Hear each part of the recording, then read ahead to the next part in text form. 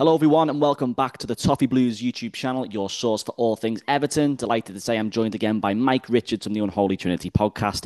And today we're going to be discussing Dele Alli, a man who very much divides opinions, not just in our own football club, but I suppose you could say the world of football definitely in recent years. You know, a player who very much was destined for great things, it would seem. And for a great period of time, it looks like he was on that trajectory. But in the last few years, I think to say he's fallen off is a bit of an understatement. So we'll jump straight into it, Mike. For you, speaking in more general terms, not just in terms of Everton for a moment, in more footballing terms, where did it go wrong for Dele Alli as a footballer, in your opinion? Because as we touched on at the start of the video, this is a kid who really had the world at his feet, didn't he? He probably peaked too soon, didn't he? You do see it with players when players burst onto the scene at times, and at such a young age, and they play Premier League football at the highest level, and they get to sort of 24, well, 23, 24, and when you've had a few little niggly injuries or they've sort of had the highlight from such a young age, not all the time, but sometimes, and I think maybe with Dele Alli, is they lose the love of the game almost. They've earned so much money. They, maybe take their eye off the ball and get into other things, and they have distractions away from the pitch. And we don't know Dele Alli personally, of course, but we're just surmising from things that you hear. And I just think with him, I just think it was almost too much too soon, and he was in the spotlight from such a young age, and it can take its toll. And you've either got the personality to deal with it, like a Wayne Rooney, based on the scene at 16 years of age, and went on to have a long and successful career. Whereas with Dele Alli, maybe he just hasn't got the personality and the mindset to deal with success. So young at such a young age, and I just think with him, I think he's had his head turned with other things, and he's being distracted from what he should be doing. Because on his day, fantastic footballer. You go back to him and Harry Kane there link up at Tottenham, and he was exceptional. I always look back at that goal against Crystal Palace. For Spurs, what a fantastic goal. But when he came into Everton, he thought that Lampard was maybe going to be the manager for him, someone he could learn off, someone he looked up to, and hopefully could reignite his career and his the fire in his belly. And it didn't happen with us. Goes to Besiktas, and yet again, as issues over there, just doesn't happen there. So for me, it's just he at the top level at such a young age, and mentality, his own mentality, is probably held him back or made him become distracted with other things. Yeah, I completely agree. And, I think to an extent as well, all rivalries aside and whatever else, I think it's a shame, really, because we saw, you touched on the Crystal Palace goal there, a footballer with tremendous talent, so much he could have gone on to do. And hopefully, he can maybe pull some of that back, but it's not looking too promising if we're being quite honest. Going back to January of 2022, when he came in alongside Donny van der Beek and Anwar Al Ghazi in what was one of Everton's more bizarre transfer deadline days, let's say. What was your reaction firstly when we started to get linked with him, and then when that deal actually became a reality, and then the sort of structure of the deal, which was a bit odd as well, I think it's fair to say, the way it was structured. At the time, how did you feel about him coming in? Did you have confidence? I know you briefly mentioned there that Lampard could have potentially got a bit more out of him, but what was your reaction to that deal when it happened? It was hope, wasn't it, more than anything else? We'd all seen the way his career had taken a bit of a nosedive. Most of us have probably seen the footage from All or Nothing, obviously behind the scenes at Spurs, and the way Mourinho gave him a dressing down, and he questioned his attitude then, didn't he? So you did wonder, but then you also thought, well, I certainly thought that coming away from the bright lights of London, away from maybe some of the distractions that I mentioned earlier on, maybe it might help him. I see Ross Barkley in a similar vein, really, where I think Ross Barkley in this city, too many distractions. We've all seen the footage of what happened to him one night in town, but I just think maybe that could have been a good thing for Dele Alli to go away from what he knows, get his head down, play football, and hopefully sort of reignite his career. So with Frank Lampard obviously being manager and coming in himself fairly recently, with the career that he had, the position that he played, you just thought that it could be a decent matchup with the two of them, and there was hope there that he could really kick on and play a pivotal part in us obviously staying in the Premier League. Some may argue that he did for that second half performance against Palace at Goodison Park, but it just never really happened, did it? He didn't do a great deal, let's be perfectly honest. Didn't score a goal. And it just didn't happen. And at the time, it was a glorified loan, wasn't it? We had Yeah. no more loan slots left. Everton negotiated that we don't pay Tottenham a penny until he makes 20 appearances. I think he's made 13 as things stand as we speak today. So there's still a little bit of a way to go there. I'm pretty certain that Everton aren't going to be too keen to allow him to play 7 more times for the club. So we have to pay Tottenham. I think it's £10 million after 20 games. I think it is. So from my opinion, it was a glorified loan. Everton always had the intention of probably looking to move him on in some way, shape, or form last summer. And I don't think Everton have got any intention of playing him again, if I'm being perfectly honest.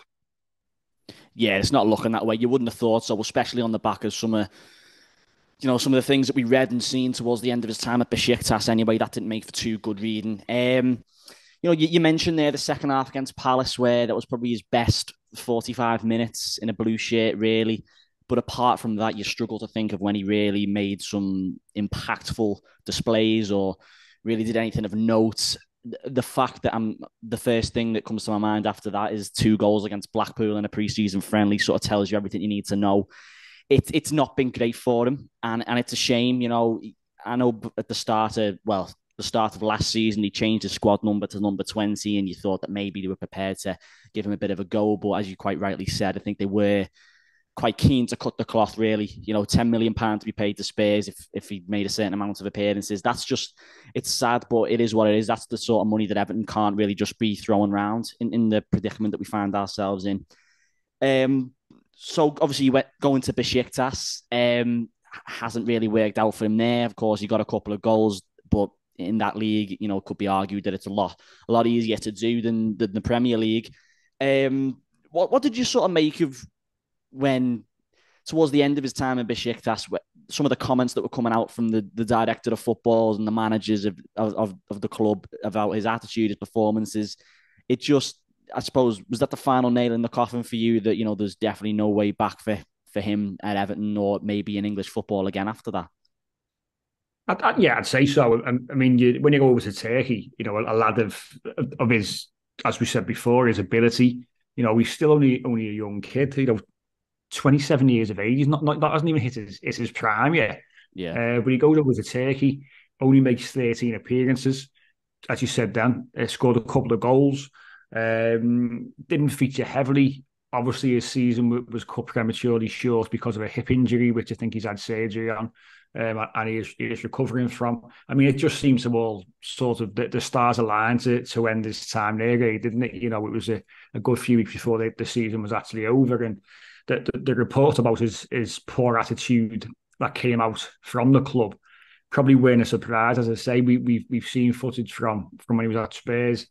We can't really comment in terms of what it was like at Everton, but for me, if you've got that kind of ability, if your attitude is correct and is good, then you show it on the pitch in terms of your performances. And for Everton, he never really did. And if he would have done in those sorts of 5 months from the January 2022 when he came in, if he would have come in and done a really, really good job, scored say 5 goals and really contributed, then there'd be an argument there to actually be playing him and then be paying Tottenham the first instalment of money.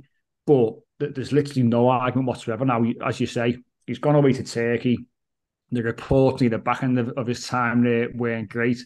I think he report late back for saying, and when I say late by a couple of days, he said that he was given permission to go and attend, I think, a medical appointment.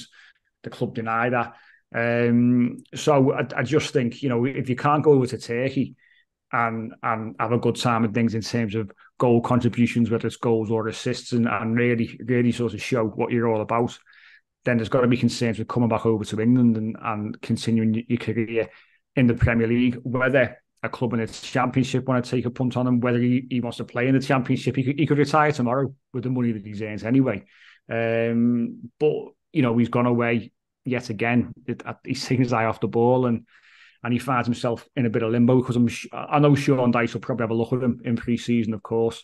Whether that's a good matchup, him and Sean Dyche, whether Dele playing off a front man really fits Everton's system. When you've had Decore who's come in, done that job, I think particularly well. When you've got Alex Iwobi at the moment, if we don't sell him, who can come in and do that job.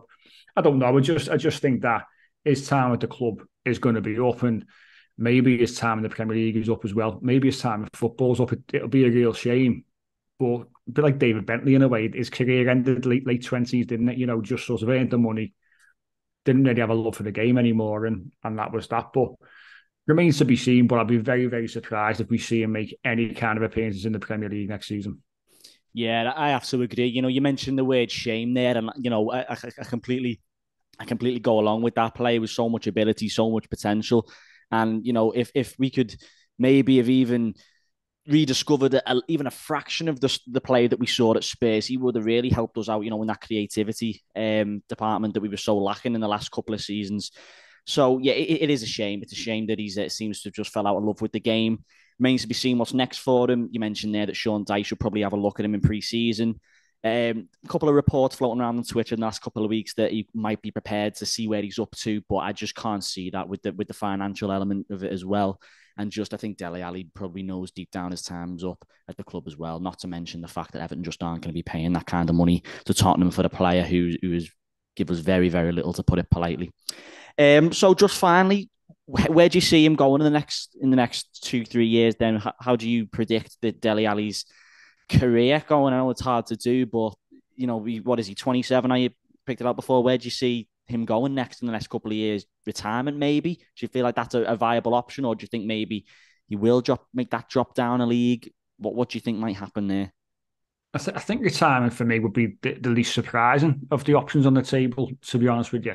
As I say, I think in any sort of walk of life, especially in your job, which is what it is for him, if you lose that passion, which I think that he has, because the ability that he has got on his day, if that's me, then you want to show it off. You want to show fans, managers, players what you can do, and you want to contribute, and you want to be as good as you can in the field that you're involved in. And I just think the appetite just isn't there. So would it surprise me if he retires? No.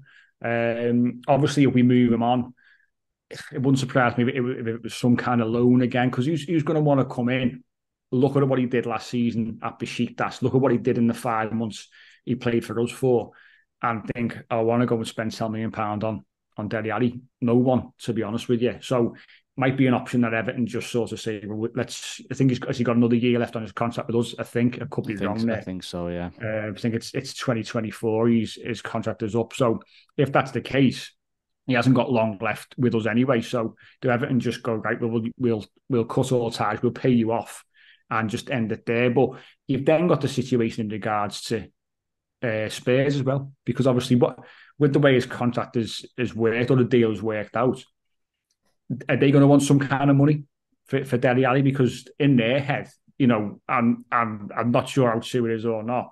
But Spurs apparently, from what I heard, had declared the full amount of the transfer on their accounts, which when we're being looked into, I think I think Spurs will be too far behind, to be honest, if that's the case, because that's a bit of an anomaly. So, but either way, I think they're going to be looking for some kind of compensation for the deal, some kind of payment from us.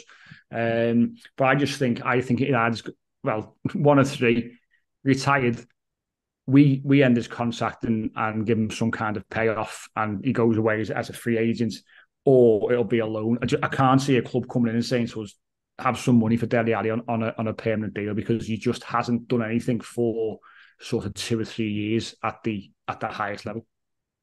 No, yeah, that is the case. You can, with the way what he's been given back to the game recently, just doesn't warrant any kind of transfer fee. And it sounds harsh, but it's true. And another loan to a championship side, maybe to wind his contract down, that's probably a feasible option, you think. But yeah, I think at the time of Tottenham making this deal, I think they were probably expecting to get some kind of repayment somewhere down the line. So that might be one to keep an eye on. But there we go. We'll leave it there. Brief little chat on Dele Alli. What's next for him? What do you think's next for him? Leave a comment where you think he will be ending up. Do you think he can maybe still claw it back for Everton? Who knows? Unlikely, in my opinion.